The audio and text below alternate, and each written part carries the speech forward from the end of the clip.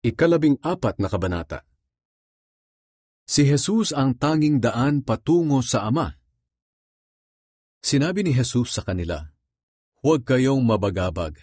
Magtiwala kayo sa Diyos at magtiwala rin kayo sa akin. Sa tahanan ng aking Ama ay maraming silid. Pupunta ako roon para ipaghanda kayo ng lugar. Hindi ko ito sasabihin kung hindi ito totoo.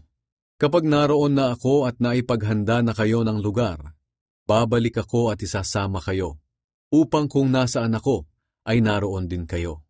At alam nyo na ang daan papunta sa pupuntahan ko." Sinabi ni Tomas sa kanya, "Panginoon, hindi po namin alam kung saan kayo pupunta. Paano po namin malalaman ang daan?"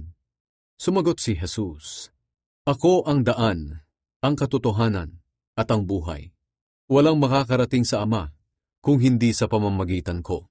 Kung kilala nyo ako, kilala nyo na rin ang aking Ama. At ngayon nga ay nakilala at nakita nyo na siya." Sinabi ni Felipe sa kanya, "Panginoon, ipakita nyo po sa amin ang Ama, at sapat na iyon sa amin." Sumagot si Jesus, "Felipe, ang tagal na nating magkasama.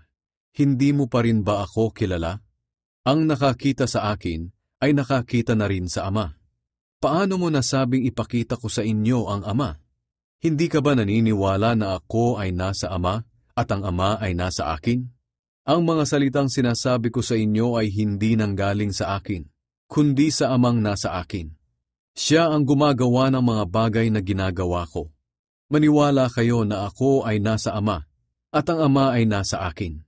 Kung ayaw ninyong maniwala sa sinasabi kong ito, maniwala man lang kayo dahil sa mga ginawa ko. Sinasabi ko sa inyo ang totoo.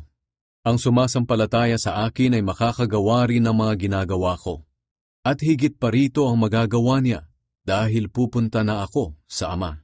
At anuman ang hilingin nyo sa aking pangalan ay gagawin ko upang maparangalan ng Ama sa pamamagitan ko na kanyang anak.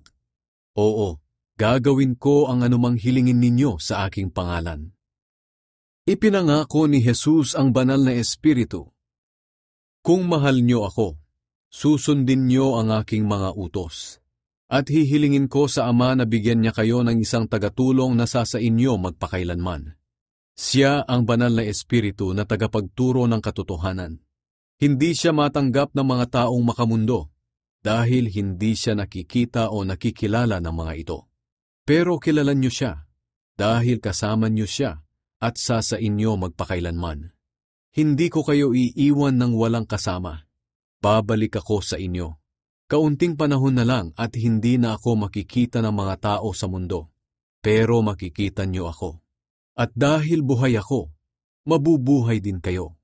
Sa araw na iyon, malalaman ninyo na ako nga ay nasa aking Ama, at kayo ay nasa akin, at ako ay nasa inyo. Ang sinumang tumatanggap at sumusunod sa mga utos ko ang siyang nagmamahal sa akin. At ang nagmamahal sa akin ay mamahalin din ng aking Ama. Mamahalin ko rin siya, at ipapakilala ko ang aking sarili sa kanya." Tinanong siya ni Judas, hindi si Judas Iscariote, "Panginoon, bakit sa amin lang po kayo magpapakilala at hindi sa lahat?" Sumagot si Jesus, "Ang nagmamahal sa akin ay susunod sa aking salita. Mamahalin siya ng aking Ama, at mananahan kami sa kanya. Ngunit ang hindi nagmamahal sa akin ay hindi sumusunod sa aking mga salita. At ang mga salitang narinig nyo ay hindi nanggaling sa akin, kundi sa Amang nagsugo sa akin. Sinasabi ko ang mga bagay na ito habang kasama nyo pa ako. Pero kapag nakaalis na ako, ang tagatulong na walang iba kundi ang banal na Espiritu ang ipapadala ng Ama bilang kapalit ko. Siya ang magtuturo sa inyo ng lahat ng bagay at magpapaalala sa inyo ng lahat ng mga sinabi ko sa inyo. Huwag kayong mabagabag at huwag kayong matakot, dahil iniiwan ko sa inyo ang kapayapaan. Ang aking kapayapaan ang ibinibigay ko sa inyo. Hindi ito katulad ng kapayapaang ibinibigay ng mundo. Narinig nyo ang sinabi ko na aalis ako, pero babalik din sa inyo. Kung mahal nyo ako, ikasisiyan nyo ang pagpunta ko sa Ama, dahil mas dakila ang Ama kaysa sa akin. Sinasabi ko ito ngayon sa inyo bago pa man mangyari, upang sumampalataya kayo sa akin kapag nangyari na ito.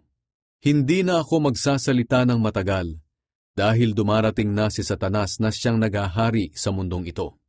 Wala siyang kapangyarihan sa akin. Ngunit upang malaman ng lahat na mahal ko ang aking Ama, ginagawa ko ang iniuutos niya sa akin. Halina kayo, umalis na tayo rito.